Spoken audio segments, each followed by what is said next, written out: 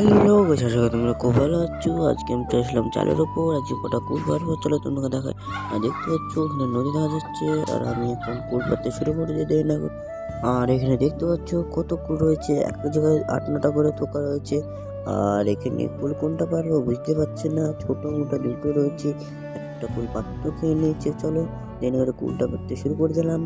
আর কুল পেরে আমরা চলে যাবো ছাদে, ছাদে গিয়ে নুন জল করে মাখাবো, চলো।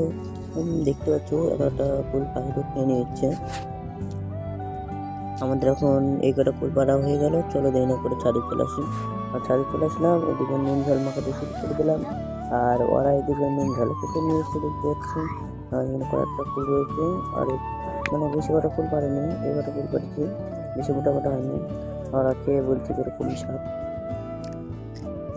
ও শীতের কুল সেই স্বাদ, শীতের কুল সেই স্বাদ।